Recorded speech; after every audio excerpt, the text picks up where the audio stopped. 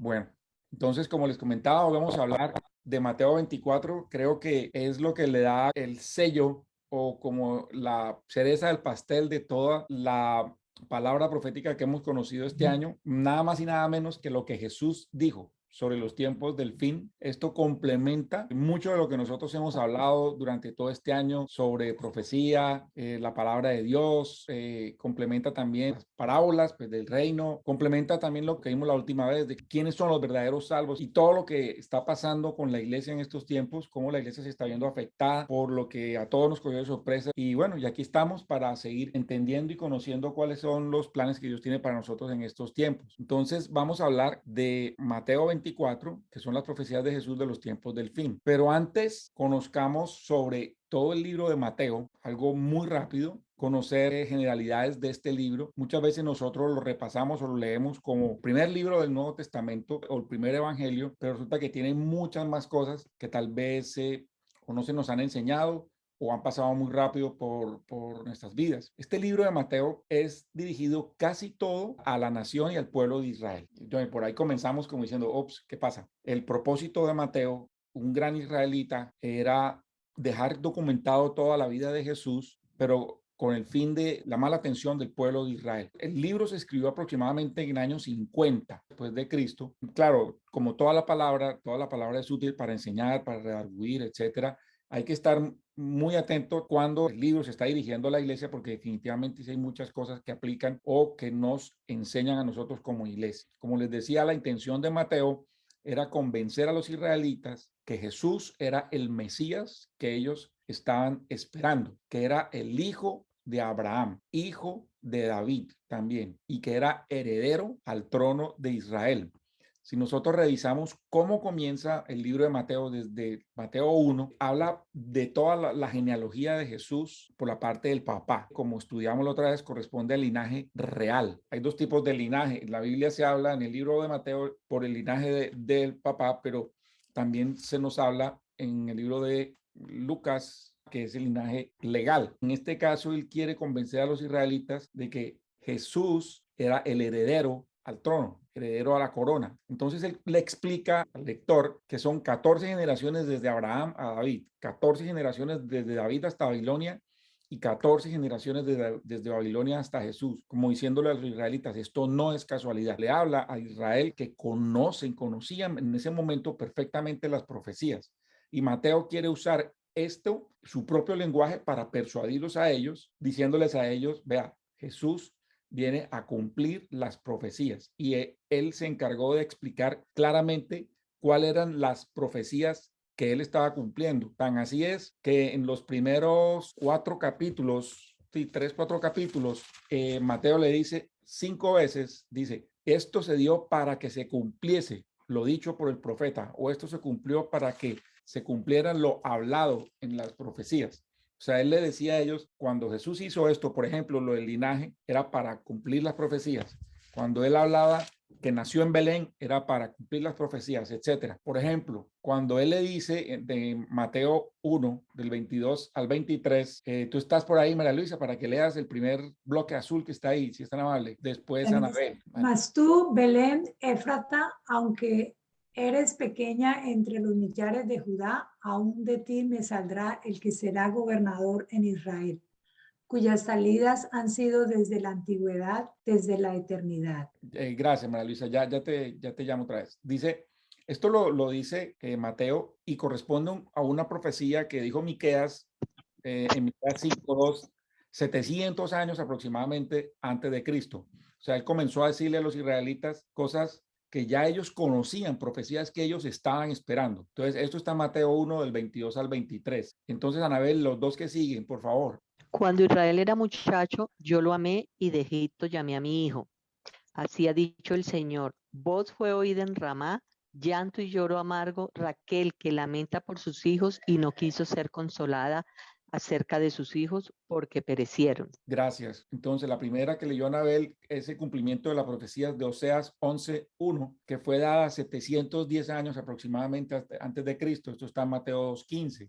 Y lo otro que leyó Anabel está en Mateo 2:17 al 18, que es la profecía que dijo Jeremías 31:15, aproximadamente 580 años antes de Cristo, y que fue cuando la primera parte que leyó Anabel era cuando estaba regresando la familia de Jesús de Egipto luego de haber escapado, y la segunda parte era cuando Herodes estaba asesinando a los niños porque se molestó que los reyes de Oriente no le dijeron dónde estaba Jesús, porque él quería matar a Jesús. Entonces él hizo este genocidio con los niños. Esto también fue profetizado muchos años antes, dos más acá, y vino y habitó en una ciudad que se llama Nazaret, para que se cumpliese lo que fue dicho por los profetas, que será llamado Nazareno. En Mateo 2:23, profetizado hace más de 1000 años en Jueces 13:5 y 1100 años en 1 Samuel 1:11. Luego, voz que clama en el desierto, preparad el camino del Señor, enderezad calzada en el desierto para nuestro Dios. Está en Mateo 3:3, cuando está hablando de Juan el Bautista, y fue profetizado 700 años antes de Cristo. Todas estas profecías las conocían los israelitas, sabían que estas profecías estaban encaminadas a demostrar o a decirles a ellos quién iba a ser el Mesías. Entonces él estaba hablando a los israelitas en su propio idioma. Ya conocemos lo que pasó, pues los israelitas esperaban otro tipo de rey, y entonces no aceptaron que este señor, que venía tan humilde en una cuna, iba a ser el rey que los iba a sacar de sus problemas, que iba a ser su Mesías, aunque las profecías eran demasiado evidentes. Luego vemos en Mateo 10, del 5 al 8. Amor, ¿tú estás por ahí para que leas, por favor? Dice, Mateo 10 del 5 al 8. Estos 12 envió Jesús, a los cuales dio mandamiento diciendo, por el camino de los gentiles no iréis, y en ciudad de samaritanos no entréis, mas id antes a las ovejas perdidas de la casa de Israel, y yendo predicad diciendo, el reino del cielo está cerca, sanad enfermos, limpiad leprosos, resucitad muertos, echad fuera demonios. Gratuitamente habéis recibido, gratuitamente dad. Muchas gracias. Esta y la siguiente que voy a leer aquí dice, y he aquí una mujer cananea que había salido de aquellos términos, clamábale diciendo, oh Señor, hijo de David, ten misericordia de mí. Mi hija es malamente atormentada del demonio. Mas él no respondió palabra, y llegándose sus discípulos le rogaron diciendo, envíala que da voces tras nosotros. Y él respondiendo dijo, no soy enviado sino a las ovejas perdidas de la casa de Israel. Está en Mateo 15, 22 al 24. Entonces vemos tanto el pasaje anterior como este, como el mismo Jesús está diciendo que él fue enviado a Israel. Estoy hablando del ministerio de Jesús mientras él estaba caminando en la tierra. Otra cosa es distinto cuando él fue a la cruz y derramó su sangre, que fue por toda la humanidad. Pero en el momento en que Jesús vino acá, él tenía un plan, un propósito. Yo me acuerdo que cuando yo leía el Evangelio varias veces, cuando leía la Biblia, no entendía por qué Jesús decía este tipo de cosas. Digamos que muchas veces las simbolizaba, o muchas veces las trataba de como que cuando alguien las interpretaba, pues yo trataba como, ok, decir, bueno, la estudié y sigo adelante. Pero solo la explicación del trabajo dispensacional del Señor Jesús entonces me aclaró, cuando yo entendí que él tiene una misión dispensacional. Y es lo que hemos venido estudiando en este estudio, que cuando Jesús vino a establecer el reino en la tierra ante su pueblo, fue rechazado por su pueblo, pero él vino inicialmente a establecer el reino con Israel. Estaba profetizado en las profecías de las 70 semanas de Daniel. Pero entonces luego, hasta que llegó la cruz, la gracia fue derramada para que todos tuviéramos el beneficio de tener a Jesús como el único Señor y Salvador. Y luego en Pentecostés nace la iglesia, en donde ahí sí caben todos, tanto judíos como gentiles. Es claramente Jesús diciéndole a Israel en el libro de Mateo que él viene a hablar a Israel. Entonces, para poder entender particularmente Mateo 24, nosotros debemos leerlo de una forma dispensacional. Y yo les aseguro que si ustedes lo leen de esta manera, van a entender clarito. Es como si le quitaran velos cuando ustedes lo entienden dispensacionalmente. Acuérdense que las dispensaciones, Dios tiene un propósito para la humanidad, que cada etapa Él está dando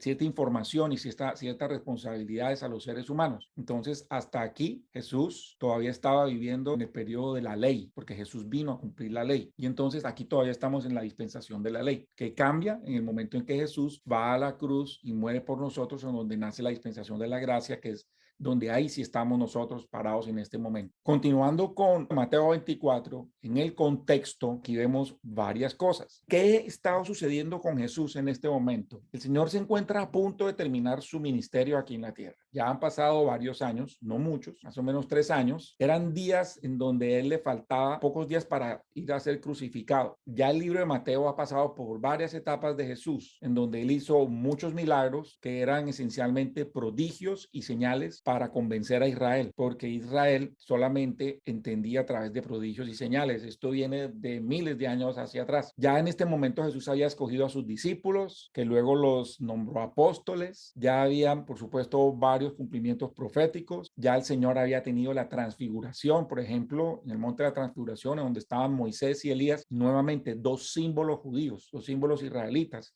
que son los mismos que estudiosos dispensacionalistas opinan que son los mismos 2 testigos que van a venir en el Apocalipsis. Acá con este evento, nuevamente, él explicaba a sus discípulos, que eran los que lo estaban viendo en ese momento, cuando lo acompañaron al monte, también judíos, como todos los discípulos, explicaba que Jesús era el Hijo de Dios y que Jesús debía ser escuchado por encima de la ley y por encima de los profetas. Ya Jesús había sanado a muchos enfermos, como digo, expulsado demonios. Y Mateo 24 viene, obviamente, después de Mateo 23, en donde él tuvo una confrontación grandísima con los religiosos.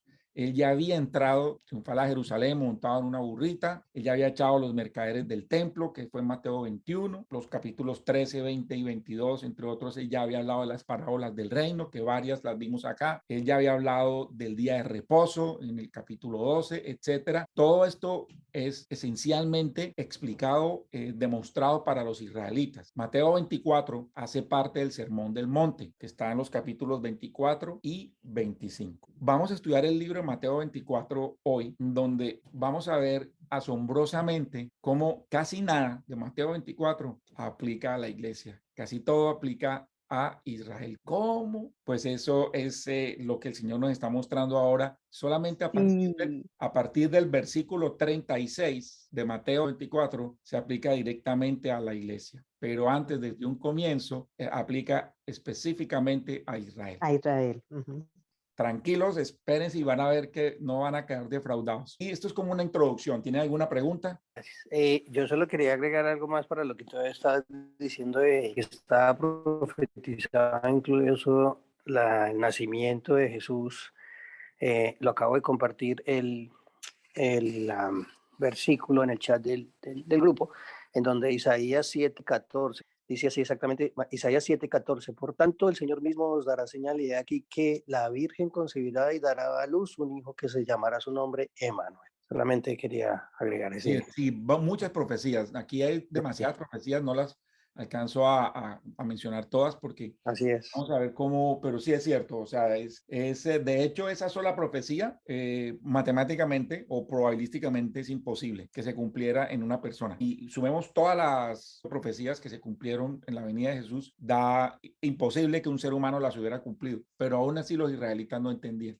Gracias, Freddy, por este aporte. Vamos a ver un bosquejo del libro de Mateo 24. Vamos a desglosarlo versículo por versículo. Entre el versículo 1 y 2 vemos la destrucción de Jerusalén y del templo. Luego el versículo 3 vemos las famosas preguntas de los discípulos de cuándo iba a ocurrir todo esto y cuáles eran las condiciones previas antes de que todo ocurriera. Luego del versículo 4 al 14 vamos a ver, digamos, ahí mezclado un poco, la que es la primera mitad de la tribulación, pero también mezcla con otras partes de la tribulación, pero uno puede dar unas fronteras entre el 4 y el 14, la primera parte de la tribulación, y entre el 15 y el 26, la segunda mitad de la tribulación. Luego, el versículo 27 al 31, vamos a ver el glorioso regreso del Señor Jesucristo. Del versículo 32 al 35, las señales de cuándo ocurrirá su regreso. Luego, del versículo 36 al 44, el Señor nos habla del rapto, las situaciones preliminares que van a ocurrir antes del rapto, más o menos algunas, no tanto señales, sí, pero sí como algunas indicaciones y explicación de lo que ocurre. Y luego del versículo 45 al 51, el Señor nos muestra o nos da algunas ideas de cómo esperar y cómo prepararnos para ese momento cuando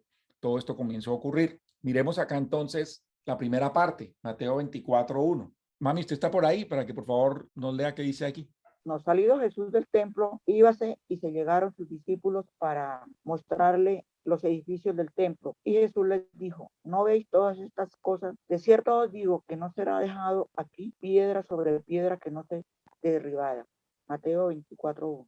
Muchas gracias. Aquí el Señor nos dice que templos y edificios no son lo más importante para Dios. Lo que el Señor dijo acá, Mateo 24:1, se cumplió proféticamente con la destrucción de Jerusalén en el año 70 por parte del emperador romano Tito. Para que haya una cosa muy importante, luego de Pentecostés, Jesús hizo su templo en nosotros. Nosotros somos templo de Dios, templo del Espíritu Santo.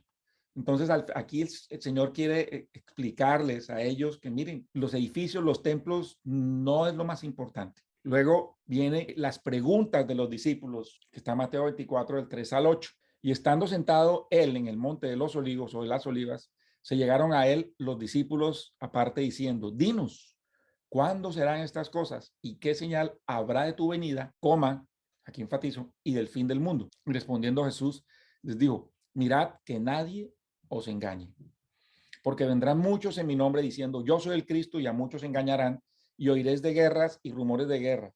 Mirad que no os turbéis porque es menester que todo esto acontezca, mas aún no es el fin, porque se levantará nación contra nación y reino contra reino y serán pestilencias y hambres y terremotos en diversos lugares. Luego en el 8, y todas estas cosas serán principio de dolores. Entonces vemos una palabra aquí que resalto porque él comienza a responder una pregunta diciendo una cosa que es muy rara, o sea, que en ese momento yo creo que nadie se la esperaba, y es engaño. Él dice, mirad que nadie os engañe, porque él comienza a responder una de las preguntas más importantes de la historia de la humanidad, advirtiendo que nadie los engañe. ¿Por qué? Porque esta es la condición previa al regreso del Señor Jesucristo, un gran engaño. Cuando yo leía y hacía mis devocionales, entonces me pasaban dos cosas, o yo entonces leía rápidamente esto sin detenerme a preguntar, bueno, ¿por qué engaño? O lo interpretaba de diversas maneras. Yo decía, bueno, sí, pues el ser humano es engañado por el pecado, porque lo primero que uno le dicen, sí, es que el pecado lo engaña a uno, lo hace vivir uno engañado, y es cierto, pero esto es minimizar el tamaño de la declaración que está haciendo aquí el Señor Jesucristo, o de la advertencia, que es engaño, sino que desde que comenzaron a pasar todas las cosas desde el año pasado, esta palabra comienza a ser un mayor protagonista, porque vemos el significado de esta palabra muy evidentemente, porque las cosas previas al regreso del Señor Jesucristo no podían pasar o no se podían dar sin que antes hubiera una atmósfera general de engaño. Y estamos viendo hoy en día cómo el planeta entero y hasta los mismos cristianos están siendo engañados. Pero aquí hay un mensaje que de todas maneras se los quiero dar, y es un mensaje de ánimo, que no todos los cristianos estamos siendo engañados. Y esto también es parte del plan de Dios, de que aunque haya un engaño, a Él no se le sale de las manos esto. Él sabe todo lo que está ocurriendo, Él conoce lo que pasa y tiene dentro de su grupo de personas escogidas, amadas, los que hemos aceptado al Señor, personas que no hemos caído en ese engaño o que sabemos que hay engaño, pero el Señor nos habla en nuestro espíritu qué es lo que hay que hacer. El Señor se lo reveló a Juan cuando le dio la revelación a las 7 iglesias. Le dijo a cada una de las iglesias, por ejemplo, las iglesias que estaban dirigidas por Jezabel, como era la iglesia de Tiatira, o la iglesia de sinagoga de Satanás, como en Esmirna, o la iglesia donde estaba el trono de Satanás, como la de Pérgamo. Uno dice, wow, pero increíble, estas iglesias, mire qué terrible. Por ejemplo, en esta iglesia de Pérgamo se enseñaba las falsas doctrinas, la doctrina de Balaam, la doctrina de los Nicolaitas. O también se lo dijo a la iglesia tibia de la Odisea, que era la última iglesia, en donde a todos les decía, tengo contra ti, pero luego decía, pero tengo algo que de todas maneras me gusta, o algo que tú has hecho, en donde, por ejemplo, les decía a los de la Odisea que sean vigilantes, o les decía, o sea, les decía a cada uno de ellos mensajes, por ejemplo, que tengo bueno de ti, que tú has aborrecido las obras de los Nicolaitas, admiro tú de ti, que han sido fieles hasta la muerte, o han retenido mi nombre y no han negado la fe, o han retenido lo que Jesús les dio hasta que regrese. Entonces Él nos está diciendo que aunque estemos en este mundo que está lleno de engaños, en donde la misma cristiandad de una u otra forma está siendo engañada, Él dice que de todas maneras sabe que nosotros no hemos negado la fe, que retenemos lo que Él nos enseñó hasta que Él regrese, que seamos vigilantes y que velemos hasta que Él regrese y guardemos su palabra y que venzamos en un mundo lleno de apostasía. todo esto que estamos enseñando hoy de Mateo 24 no es para asustarnos, sino tal vez, como se los dije en el chat, es para animarnos de que a pesar de todo lo que va a pasar en el final de los tiempos, si nosotros vemos que Dios nos aparta y que nos tiene en sus brazos y que Él nos ha advertido para librarnos de la ira venidera, eso nos debería a nosotros llenar como de ánimo y de entusiasmo de saber que Dios nos ama tanto que nos va a permitir que pasemos por todo esto. Y eso debería llevarnos a un continuo agradecimiento y oración al Señor. Y también si llegásemos a ser personas como muy escépticas, que nos pase como los israelitas, el solo ver cómo el Señor, como decía Freddy ahora, se ha encargado de cumplir las profecías, que lo que Él escribe con anticipación a que ocurre de una manera perfecta. Eso debería nosotros convencernos del Dios que nosotros tenemos, que no es un Dios cualquiera, que es un Dios que es poderoso, que es un Dios que cumple lo que promete y que es un Dios que nos va a guardar de lo que se viene. Discúlpame, Dime, Fred. algo muy bonito.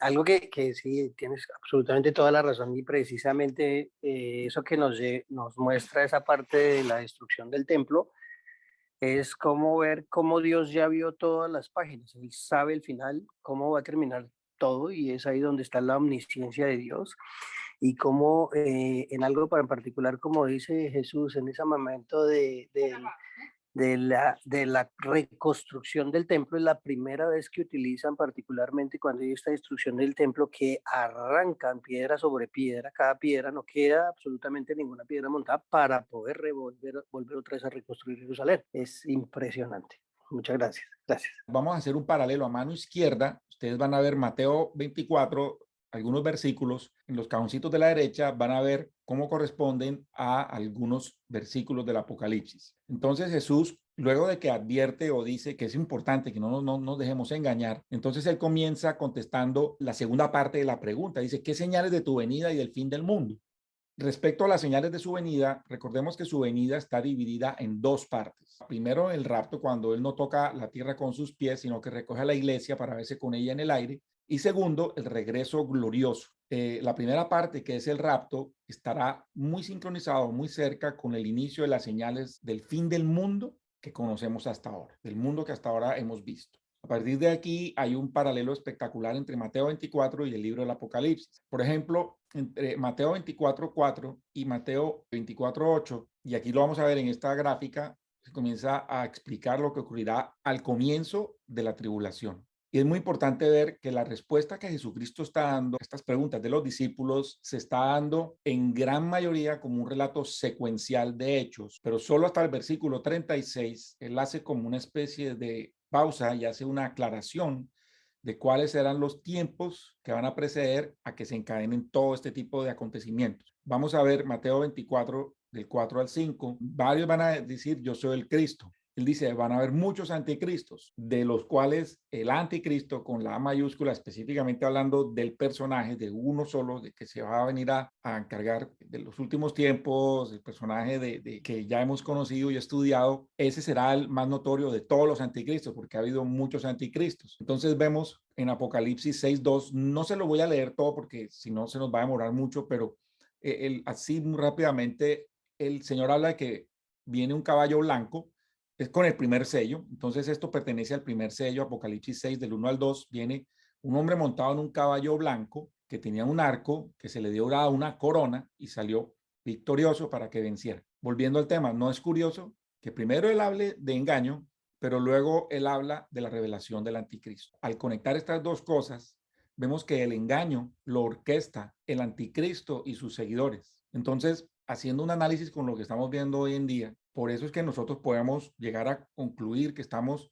muy cerca al tiempo en que todo esto comience a desencadenarse, porque el anticristo es mi opinión, coincido con varios otros, bueno, personas de este chat y con otras personas, otros escatólogos que hablan que el anticristo ya está entre nosotros, ya está operando, pero no se ha revelado, no se sabe todavía quién es, ni nos importa la verdad, pero que él ya está tras bambalinas, está operando a través del engaño mundial de una manera tan sincronizada, yo creo que hace dudar hasta el más escéptico, hasta la persona que menos crea o que sienta que está por encima de todo lo que ocurre. Yo creo que lo pone a dudar, por ejemplo, la impresionante sincronización como las cosas ocurren en todo el mundo, como lo que ocurre en Australia ocurre en China, ocurre en Canadá, las órdenes que se dan en un país simultáneamente se están dando a todos los demás. El Señor me decía esta mañana, me ponía en mi corazón, es el único momento en la historia de la humanidad que esto está ocurriendo, que se dan, Saulo, dime. perdón que te interrumpa con respecto a lo que estás hablando, que uno dice, a veces la gente es como tan,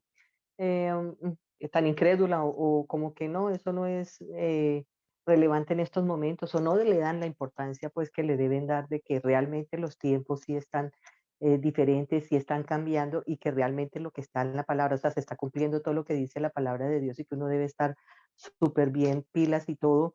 Y no escuchaste que en estos días salió como una información de algo de que cambiaron el símbolo de la ONU, que pusieron fue un león con patas y una cantidad de cosas. Están pasando muchas cosas hoy en día y sí es cierto, Anabel, mucha gente no quiere creer, pero esto es una eficacia de engaño, como dice la palabra. Si yo les enviaré, el Señor dice en una parte, yo les enviaré eficacia de engaño, porque aunque el anticristo está detrás, bambalinas, manejando las cosas, el Señor está en control de todo. De alguna forma, el Señor permite que esto pase, ellos trabajan para el Señor, porque precisamente lo que tú estás diciendo, Anabel, la gente o no quiere creer o se hacen los locos, como se dicen por ahí, pero esto que está ocurriendo se conecta con lo que hemos hablado en los otros estudios, que se está viendo quién es cizaña y quién es trigo. Y cuando se habla de engaño, el engaño es es una cosa muy compleja, porque en un engaño definitivamente la gente así, literal, viven en otro mundo, viven en otra realidad. Y el Señor nos llama a nosotros en Romanos 12:2 a decirnos que no nos acostumbremos a este mundo, sino que transformemos nuestra mente, que renovemos nuestro conocimiento para que comprobemos cuál es la buena voluntad de Dios agradable y perfecta. Y eso es lo que está pasando. Hoy en día la gente, mucha gente no está creyendo, pero es que es impresionante cómo se está operando desde un cuartel general todas las órdenes a nivel mundial. Como decía ahora, es el único momento en la historia de la humanidad que esto se está dando con una precisión asombrosa, una coordinación única en muchos aspectos, en el aspecto tecnológico, en el aspecto de noticias, en el aspecto, obviamente, de las medidas de salud, en el aspecto militar. Están poniendo de acuerdo diferentes organizaciones mundialmente, pero también el Señor me ponía que esto se dio también una vez en la historia de la humanidad, que en donde no había tanta tecnología y no había tantas cosas como ahora, y se dio en la época de Nimrod, cuando construyeron Babel, la Torre de Babel. Hoy estamos viendo lo que se vio en ese momento, porque allá se reunieron todas las naciones, se pusieron de acuerdo, se coordinaron todas para construir un edificio, una torre alta que llegara al cielo, para, en algunas versiones dicen para vernos con Dios, pero no, era para vernos con los dioses, porque ellos querían era lograr conectarse con los ángeles caídos. Pero entonces aquí está ocurriendo lo que ocurrió en el principio del Génesis, o en el momento en que Nimrod hizo la Torre de Babel, en donde todos los países se están poniendo de acuerdo, las organizaciones se están poniendo de acuerdo para llevar unas órdenes unificadas, todos los seres humanos unificados con un propósito único. Bueno, entonces volvemos otra vez. Gracias, Anabel, por el comentario. Entonces, vemos en Mateo 24, del 6 al 7, la primera parte del 7, donde habrán guerras, rumores de guerras y habrá nación contra nación. Esto lo vemos en el segundo sello, que está en Apocalipsis 6, del 3 al 4. El 4, por ejemplo, dice, salió un caballo rojo que estaba sentado sobre él, le fue dado poder de quitar la paz de la tierra y que se matasen unos a otros, y le fue dada una gran espada. Entonces este es el segundo jinete que corresponde a guerra. Luego en Mateo 24, segunda parte del 7, cuando habla de pestilencias, hambres y terremotos, esto se ve en el tercer, cuarto y sexto sellos del Apocalipsis, que está en Apocalipsis 6, del 5 al 8, y en Apocalipsis 12, en donde vemos va a haber inflación, hambre, muerte, pestes, un gran terremoto y muchos fenómenos climáticos. Esto se los dejo acá para que ustedes lo lean, que si no, no vamos a poder completar el libro de Mateo. Esto está en estos capítulos del Apocalipsis. Pero esto, como está en Mateo 24:8, es solamente el principio de dolores cuando comience a ocurrir esto. Hay algo que tal vez no anticipé. Cuando estamos viendo todo esto, ya la iglesia no está en el planeta. ¿Por qué? Porque es que esto lo explica después Jesús en Mateo 24:36. Esta parte que hemos visto ahora, Mateo 24:4 hasta el 24:8, que corresponde a los sellos del Apocalipsis, son el principio de dolores, y la iglesia no lo va a ver, porque la iglesia ya ha sido sacada, como lo vamos a ver, ya será en la siguiente sesión, pues la parte de Mateo 24:36. Venga, Señora. O sea que nosotros no vamos a saber quién es el anticristo, nos vamos a quedar con esa, desde arriba nos vamos a dar cuenta. Desde arriba lo vamos a Desde ver y vamos a estar celebrando con el Señor mientras tanto, pero nosotros es mejor que no sepamos quién es porque ese quiere decir que se Sí, quedó. no, pero yo tengo mis dudas, no, mentira. Claro, claro, pero mira que el anticristo aparece en el primer sello del Apocalipsis. Cuando se desaten los sellos, la iglesia no está. Básicamente esa es la respuesta rápida a tu pregunta. ¿Sí? Entonces recapitulo. El primer jinete del caballo blanco, que es el primer sello, está en Apocalipsis 6:1. La iglesia no está porque la iglesia fue raptada después de Apocalipsis 3. Acuérdate cuando el Señor le dice en comienzo de Apocalipsis 4, le dice Juan sube acá y él vio las cosas desde arriba. Eso es un simbolismo, una tipificación del rapto de la iglesia, pero también muchas otras cosas más porque el Señor en varios versículos de la Biblia habla de que el Señor nos recoge en los aires y todo eso se da antes de que comiencen todas estas cosas. Vamos a seguir mirando porque también vamos a ver más pistas al respecto más adelante. ¿Listo? Por ejemplo, miremos esta. Dice, yo soy el Cristo, que es el anticristo del primer sello. ¿Por qué lo traigo a colación? Porque es algo muy relevante para lo que está ocurriendo hoy en día. ¿Quién es este personaje? Y María Luisa, creo que esto nos puede dar mucha luz a lo que tú preguntas. Este personaje será un líder mundial que va a traer paz a Israel con sus vecinos y también va a liderar el planeta para arreglar todos los problemas que el planeta está comenzando a tener. ¿Cómo son los puntos? Aquí van, a ver si ustedes relacionan con algo. Emergencia sanitaria, desabastecimiento, cambio climático, división racial, problemas económicos, todo lo que ya estamos comenzando a ver con nuestros propios ojos, hiperinflación o inflación alta en varios países. Este señor es el que va a traer un tratado de paz que va a durar 7 años. Y ahí entonces se comienza la tribulación. Corresponde a la semana número 70 de Daniel, que está profetizada en Daniel 9 del 24 al 27, que ya lo vimos con detalle. Acá en 2 Tesalonicenses 2, del 1 al 4. Rogamos pues, hermanos, por la venida de nuestro Señor Jesucristo y nuestro recogimiento a Él, que no seáis conmovidos prestamente en vuestra mente, ni seáis conturbados, ni por espíritu, ni por palabra, ni por carta como de nosotros, como que el día de Cristo estuviese ya cerca. No os engañe nadie en ninguna manera, porque no vendrá. Bueno, aquí hago un paréntesis. El día de Cristo es el rapto, que en varias versiones traducen lo mismo, el día de Cristo, el día del Señor, que es el mismo día de Jehová, y el día de Dios. Son 3 días diferentes. El día de Cristo es el rapto. El día del Señor o el día de Jehová son los 7 años de la tribulación. El día de Dios es el juicio en el gran trono blanco. Son 3 cosas distintas. Las Biblias más fieles a la traducción, como son la King James, los especifica a cada uno de estos días. Entonces vuelvo. Dice, no os engañe nadie en ninguna manera. Nuevamente, el engaño. Esto está en 2 Tesalonicenses 2, del 1 al 4. Él vuelve otra vez. El apóstol Pablo habla nuevamente de engaño, porque esta es una característica clave del regreso del Señor, previa al regreso del Señor Jesucristo. Dice, no os engañe nadie en ninguna manera, porque no vendrá sin que antes venga la apostasía. Entonces aquí conecta y sea revelado el hombre de pecado, y luego dice, y el hijo de perdición. Primero viene la apostasía. Aquí ya se está mostrando que el anticristo está actuando, porque dice el hombre de pecado y el hijo de perdición son 2 nombres para la misma persona. El hombre de pecado es la primera parte de la tribulación, porque el anticristo está actuando como un ser humano al que se le dio poder, está actuando como hombre, pero luego dice el hijo de perdición, que es la segunda parte de la tribulación, porque ahí esa parte es cuando él es poseído por Satanás después de que el anticristo ha sido asesinado. Vamos a hablar sobre esto más adelante.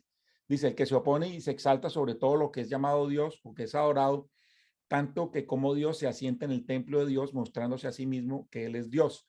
Hablemos de una vez de esto. El hombre de pecado es porque es un hombre sin alma, es un tipo sin alma que se va a vender como el gran salvador y un líder que va a arreglar los problemas del planeta.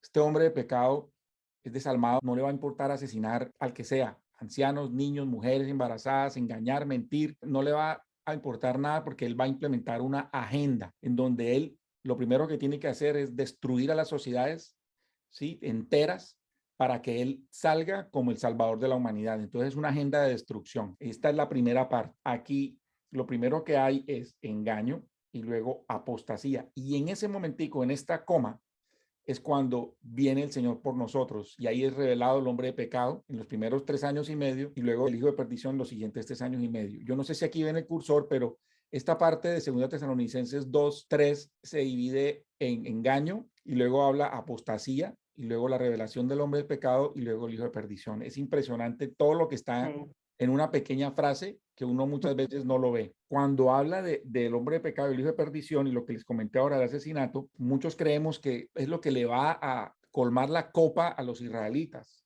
porque ellos aceptan a este señor como su salvador, como el que trae el tratado de paz con las naciones enemigas, pero a los 3 años y medio, justo en la mitad de los 7 años de paz, él va y se sienta en el trono y ocurre la abominación desoladora del profeta Daniel, que es cuando él se sienta en el templo de Jerusalén y él dice que es el mismo Dios. Esto lo vamos a ver más adelante. Cuando ese Mateo 24, del 9 a 12, dice, entonces os entregarán para ser afligidos y os matarán y seréis aborrecidos de todas las naciones. Esto viene después del principio de dolores, aclaro, por causa de mi nombre. Y muchos entonces serán escandalizados y se entregarán unos a otros y unos a otros se aborrecerán y muchos falsos profetas se levantarán y engañarán a muchos y por haberse multiplicado la iniquidad, el amor de muchos se va a enfriar. Entonces, ya vimos cómo la primera parte de Mateo 24, del 4 al 8, habla de la primera parte de la tribulación. Luego aquí vamos a hablar del principio. Pablo, pero todo esto es para Israel, ¿cierto? O sea, esto es lo que Sí. va a pasar en esos 7 años. Exactamente. 24.8 es el principio de dolores. Ahora viene 24.9. Entonces desglosemos esta parte del 24 del 9 al 12. Ya esto es llegando a la mitad de la tribulación. Mejor dicho, terminando la primera parte de la tribulación. Entonces Mateo 24 del 9 al 10 dice, por causa del nombre de Jesús, muerte por causa del nombre de Jesús, los humanos que estén en ese momento van a comenzar a conocer a Jesús. Va a haber odio entre los seres humanos. Esto está en el cuarto y quinto sello de Apocalipsis, Apocalipsis 6 del 8 al 11, en donde va a haber espada, persecución a los nuevos creyentes de ese momento, que va a haber odio y división entre seres humanos. Entonces, miremos cómo a partir de Mateo 24:9 se comienza a hablar de la persecución a Israel y a los que reconozcan a Jesús. Va a quedar mucha gente que hoy en día son los que están menospreciando, como dice Anabel, las advertencias que estamos dando, se burlan, porque la palabra también se dice que en los últimos tiempos vendrán burladores, que se burlan de aquellos que estamos anunciando el regreso del Señor, y ellos van a decir, esta gente tenía razón, dirán, estos no estaban locos. Mateo 24:11 está hablando de falsos profetas y, como decía ahora, más engaño. Entonces son personas que traen una falsa religión. El falso profeta, que es el líder de los falsos profetas, así como el anticristo es el líder de todos los anticristos, pero es un personaje que el falso profeta está en Apocalipsis 13:11. Luego vemos en Mateo 24:12 una maldad extrema, como decía que la gente se va a entregar unos a otros. Esto lo vemos también en 2 de Timoteo 3:3, para que ustedes lo lean después con calmita. 2 de Timoteo 3:3 habla también de los últimos tiempos. En este tiempo, que ya la iglesia no está, como decía María Luisa, el cielo se sigue alimentando de las almas que serán salvas. Mientras tanto, la iglesia está en el cielo, pero estas almas están alimentando el cielo y son los invitados a la boda. Ya no es la esposa, ya no es la iglesia, que es la prometida del Señor, sino acuérdense cómo lo estudiamos, son los invitados. Las Pero almas, esos invitados son israelitas o ya son de los gentiles que se quedan y que acá es una, acá ¿qué es lo que pasa? El foco del evangelismo en esta época es para los israelitas, pero detrás de los israelitas van a venir los gentiles. La Biblia también dice, detrás de cada israelita van a haber 10 personas. ¿Sí? Porque en ese Entonces, tiempo es cuando mucha gente va a empezar a recibir y a creer y son los que van a ser invitados a la... van a comenzar a creer y aquí se siguen alimentando y aquí va a haber tanto israelitas como no israelitas. Sí, yo quisiera añadir algo ahí. Debemos acordarnos también de que la Biblia relata de la zarza que viene siendo Israel, ¿verdad? Si no estoy equivocado, Saulo. Eh, Israel son 3 árboles, el Sí, olivo, la uva y la higuera. exacto, la higuera, sí, la higuera es la que iba a mencionar. Y nosotros somos las branches, ¿no? Lo que vamos a hacer es injertados en el cuerpo de uno solo, que es el Señor, que es Cristo. Ese. Exacto. Aquí aclaro, 2 de Timoteo 3:3 habla es de los últimos tiempos, cómo van a ser tiempos peligrosos. Dice, habrá hombres amadores de sí mismos, avaros, vanagloriosos, soberbios, blasfemos, desobedientes a sus padres, ingratos, sin santidad, sin afecto natural, implacables, calumniadores, incontinentes, crueles y aborrecedores de los que son buenos. Esto es también parte de lo que va a pasar y como leímos en Mateo 24:12, cómo la gente se va a odiar entre sí. Entonces la pregunta acá ¿será que va a haber salvación en la tribulación? Y la respuesta es sí, van a haber los salvos, pero como lo hablamos, esta frase no debe aplicar a la iglesia. Mateo 24, del 13 al 14. Freddy, para que lo leas, por favor. Sí, mas el que persevere hasta el fin, este será salvo. Y será predicado este evangelio del reino en todo el mundo por testimonio a todas las naciones, y entonces vendrá el fin. Mateo 24, 13, 14. Correcto. Esta Ay, frase, venga, tremendo, ¿no? Porque es, cuando la gente que dice que la salvación se pierde, se pegan de este versículo, de este versículo, perdón. exacto. Y entonces cuando él dice aquí, más el que persevere hasta el fin será salvo, no tiene nada que ver con la iglesia, porque nosotros no es por obras. Aquí es el que persevere hasta el fin, dice, esos son obras. A los israelitas les toca otra vez el evangelio del reino, que es el evangelio que predicó Jesús. Acuérdense que Jesús estaba en la ley y aquí son obras. Y entonces se va a predicar en todo el mundo. Nosotros ya hablamos también de esto en otra sesión. Entonces esto aplica específicamente a los israelitas. Aquí se activa la semana 70 de Daniel y entonces esta es como un pedazo de la ley. Entonces aquí la salvación no va a consistir en un esfuerzo personal de que perseveremos para ser salvos, porque primero no vamos a estar aquí, ni que ellos van a perseverar para ser salvos, sino que la nación de Israel como tal es la que va a ser liberada, es la salvación de la nación. Y aquellos que hayan regresado a su Salvador durante la tribulación van a entrar al milenio. Resulta que aquí los que mueren, pues van al cielo, mueren por el testimonio de Jesucristo. Aclaro, mueren por Jesucristo, no mueren por morir. Van al cielo y hacen parte de las almas, hacen parte de los invitados a la boda del Cordero. Pero los que no pasan, los que siguen adelante, pasan al reino con sus cuerpos físicos cuando Jesucristo regrese. Van a ser muy pocos los que van a pasar con cuerpo físico, los que pasen la tribulación. Entonces, Anabel, lo que tú preguntaste, todas las naciones de algún modo se van a beneficiar de que se predique este mensaje. Y aquí, después de este punto, ahí sí agárrense los que quedan, porque viene la segunda mitad de la tribulación. Pero antes de que venga la segunda mitad, sucede lo que sucede con este señor, y esto es lo que desencadena los eventos de la segunda mitad de la tribulación, que está en Mateo 24, 15. Dice, por tanto, cuando vieres la abominación de desolación que fue dicha por Daniel el profeta, estar en pie en el lugar santo. El que lee, entienda.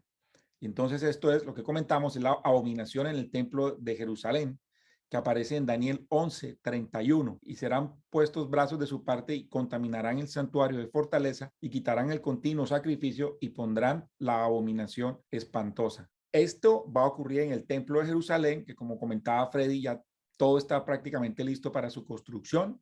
Va a ser nuevamente el escenario de las ofrendas de Israel. Aquí el anticristo va a repetir algo parecido a lo que hizo Epífanes Antíoco en el templo en el año 168 antes de Cristo. Este señor hizo algo que muchos contradictores de la profecía dicen que estos versículos que están acá y que esta profecía no tiene nada que ver con tiempos futuros, sino que fue con tiempo pasado. Es una paradoja porque la profecía de los últimos tiempos, Mateo 24, 15, se hizo después de que ha ocurrido esto de Epifanes Antíoco, porque esto fue en el tiempo de Jesús. La vida de Epifanos Antíoco no corresponde, todo lo que hizo Antíoco no corresponde a lo que va a ser el anticristo globalmente. Además, Epifanes Antíoco murió en Persia, mientras que el anticristo va a morir en Israel. O sea, no es un tiempo pasado con lo que hizo Epifanes Antíoco. Nosotros creemos que esto va a hacer que los israelitas mismos no lo acepten y hagan un atentado contra este personaje. Entonces, donde va a venir después la segunda parte de la tribulación. Entonces va a venir lo siguiente.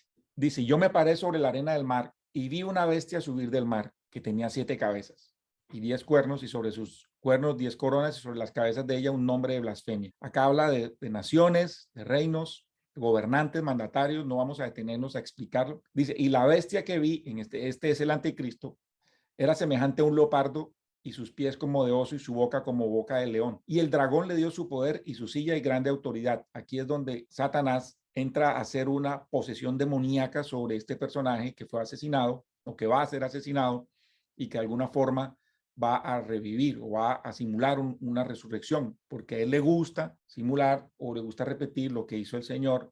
Entonces él también lo va a hacer con su escogido. Acuérdese lo que hablamos de la Trinidad satánica. Y continúo. Y vi una de sus cabezas como herida de muerte y la llaga de su muerte fue curada. Y se maravilló todo el mundo en pos de la bestia. Aquí comienza, después de que sucede esto, la pesadilla más grande para Israel y de paso para los habitantes del planeta. Si al principio estábamos hablando de la tribulación, esto se le llama la gran tribulación, que es lo que otros profetas han hablado como la angustia de Jacob. María Luce, ¿tú puedes leer acá, por favor? Cuán grande es aquel día, tanto que no hay otro semejante a él. Tiempo de angustia para Jacob, mas de ella será librado. Jeremías 37. Pero síguelo, por favor, sigue leyendo esa, por favor. La mujer huyó al desierto, donde tiene un lugar aparejado de Dios, para que allí la mantengan 1260 días. Esto está en Apocalipsis 12:6. Esta parte que se llama la angustia de Jacob es un tiempo de angustia y desolación para Israel. Y entonces Israel tiene que salir huyendo. ¿Por qué? Porque este tipo va a salir detrás de todos los israelitas que pues, de alguna u otra forma hicieron parte del atentado, pero también esto está también planeado, que en la mitad de los 7 años de paz se rompe el pacto. Entonces entra la segunda parte de la tribulación, que está en Mateo 24, del 16 al 23, lo describe, que es la huida de Israel. Entonces se los voy a leer. Entonces los que estuvieren en Judea, huyan a los montes, y el que está sobre la techumbre o sobre el tejado, no descienda a tomar algo de su casa, y el que está en el campo, no vuelva atrás a tomar sus ropas, mas hay de las preñadas y de las que den de mamar en aquellos días.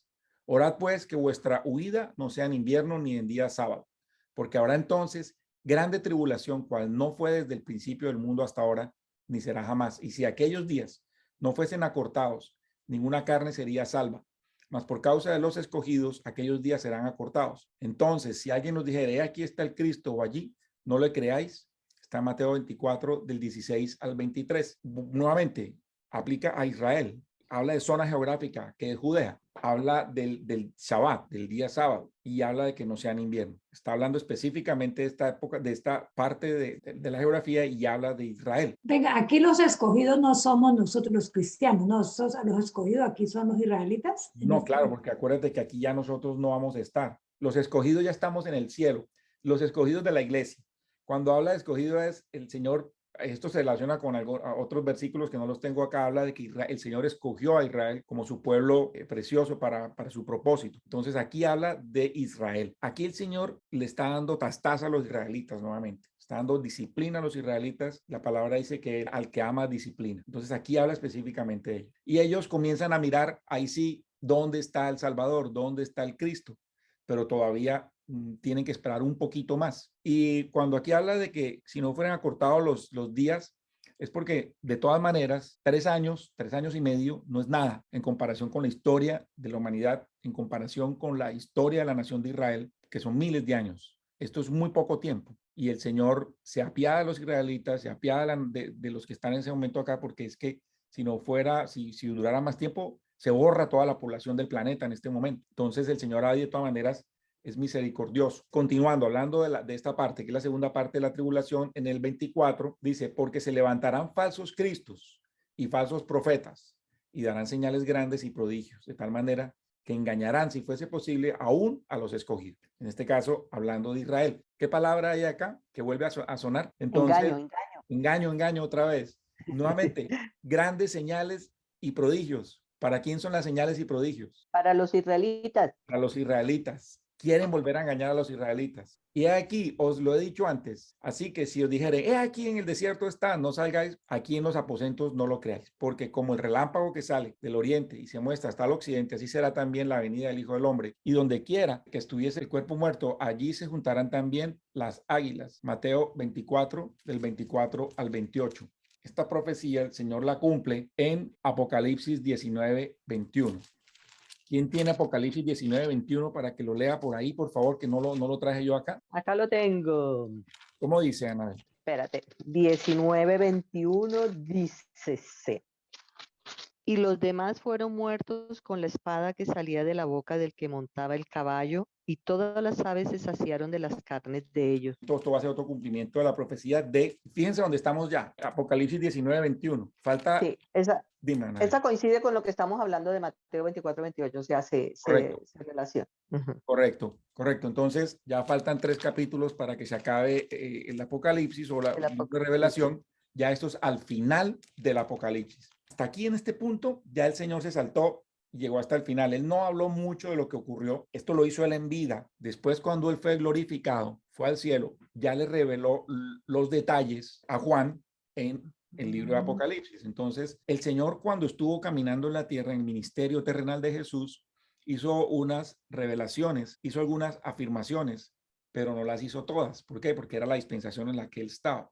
Luego ya él se guardó unas cosas para los tiempos del fin, que es lo que él nos explicó a través del libro de Apocalipsis. Con esto concluimos la primera parte de Mateo 24, lo que corresponde a Israel, lo que corresponde a los juicios por los que va a pasar la nación de Israel, a los juicios de los últimos tiempos y cómo se conectan con algunas profecías. El Señor nos dice en Apocalipsis 19:10, la segunda parte, dice, adora a Dios porque el testimonio de Jesús es el espíritu de profecía. Bueno, este tema entonces queda dividido en 2. Para la siguiente vamos a seguir a partir de donde terminamos ahora para continuar con el estudio de Mateo 24.